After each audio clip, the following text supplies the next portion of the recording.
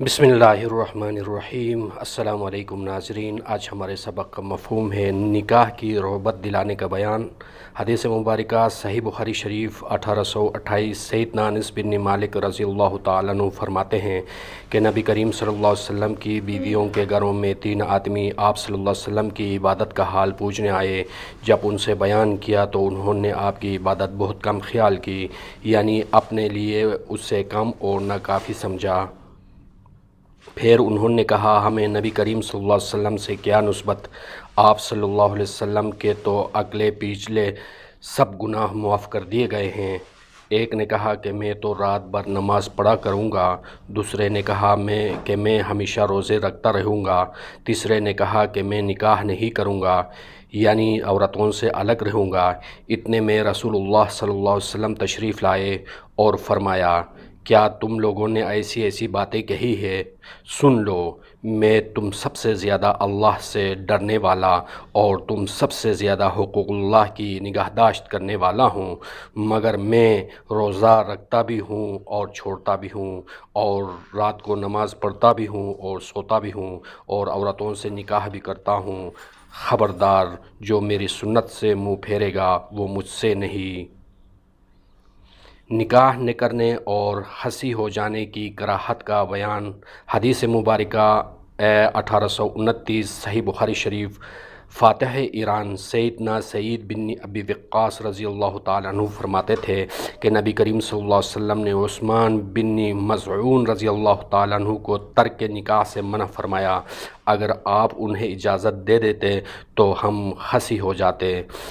حدیث مبارکہ 1830 سیدنا ابو ہریرہ رضی اللہ تعالیٰ عنہ کہتے ہیں کہ میں نے رسول اللہ صلی اللہ علیہ وسلم سے عرض کی کہ میں جوان آدمی ہوں اور مجھے خوف ہے کہ کہیں مجھ سے زنا نہ ہو جائے اور نکاح کرنے کی مجھ میں استطاعت نہیں، تو آپ صلی اللہ علیہ وسلم نے مجھے کچھ جواب نہ دیا۔ میں نے پھر اسی طرح عرض کی تو آپ صلی اللہ علیہ وسلم پھر خاموش ہو گئے۔ میں نے پھر عرض کی تو آپ صلی اللہ علیہ وسلم نے کچھ جواب نہ دیا۔ میں نے پھر اسی طرح عرض کی تو آپ صلی اللہ علیہ وسلم نے جواب دیا، ابو ہریرہ، جو کچھ تیری تقدیر میں ہے اسے لکھ کر قلم خشک ہو گئی، اب حکم نہیں بدل سکتا، چاہے تو خسی ہو یا نہ ہو۔ کنواری عورت سے نکاح کا بیان۔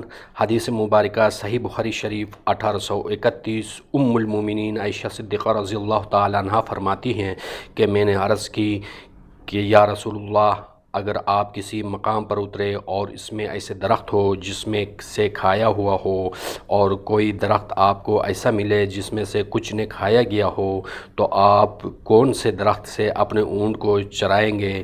آپ صلی اللہ علیہ وسلم نے فرمایا، جس میں سے نہیں چرایا گیا۔ ام المومنین عائشہ صدیقہ رضی اللہ تعالیٰ عنہ کی مراد یہ تھی کہ رسول اللہ صلی اللہ علیہ وسلم نے میرے علاوہ کسی کنواری عورت سے نکاح نہیں کیا۔ کم سن لڑکی کا بڑی عمر والے سے نکاح کرنے کا بیان۔ حدیث مبارکہ صحیح بخاری شریف 1832 ام المومنین عائشہ صدیقہ رضی اللہ تعالیٰ عنہ کہتی ہیں کہ نبی کریم صلی اللہ علیہ وسلم نے سیدنا ابو بکر صدیق رضی اللہ تعالیٰ عنہ کو میرے نکاح کا پیغام بھیجا، تو سیدنا ابو بکر صدیق رضی اللہ تعالیٰ عنہ نے عرض کی، میں تو آپ کا بھائی ہوں۔ آپ صلی اللہ علیہ وسلم نے فرمایا، تو میرا بھائی اللہ کے دین اور اس کی کتاب کے روح سے ہے، اور وہ عائشہ میرے لیے حلال ہے۔ میاں بیوی کا مذہب میں یکساں ہونا۔ حدیث مبارکہ صحیح بخاری شریف 1833 ام المومنین عائشہ صدیقہ رضی اللہ تعالیٰ عنہ سے روایت ہے کہ ابو حذیفہ بنت عقبہ بن رابعہ بن عبد الشمس، اور جو کہ غزوہ بدر میں موجود تھا، سالم کو بیٹا بنا کر اس سے اپنی بھتیجی ہندو دختر والد بن عقبہ رابعہ کا نکاح کر دیا۔ سالم ایک انصاری عورت کا غلام تھا۔ جیسے کہ نبی کریم صلی اللہ علیہ وسلم نے زید کو بیٹا بنا لیا تھا، زمانہ جاہلیت کا قاعدہ تھا، اگر کوئی کسی کو بیٹا بناتا تو لوگ اسی طرح کی طرف منسوب کر کے پکارتے تھے، اور اس کے مرنے کے بعد وہ وارث میں بھی ہوتا تھا۔ جب اللہ تعالیٰ نے یہ آیات اتاری، منہ بولے لے پالک بیٹوں کو ان کے اصل باپ کا بیٹا کہہ کر پکارو، تو وہ سب اپنے حقیقی باپوں کے نام سے پکارے جانے لگے، اور اگر اس کا باپ معلوم نہیں ہوتا تو مولا اور دینی بھائی کہا جاتا۔ بعد ازاں سہلہ بنت سہیل بن عمر قریشی عامری نے، جو کہ ابو حذیفہ کی بیوی تھی، نبی کریم صلی اللہ علیہ وسلم سے آ کر عرض کی کہ یا رسول اللہ، ہم سالم کو اپنا بیٹا جانتے تھے، اب اللہ نے جو حکم بھیجا ہے وہ آپ کو معلوم ہے، مجھ کو کیا کرنا چاہیے؟ پھر پوری حدیث بیان کی۔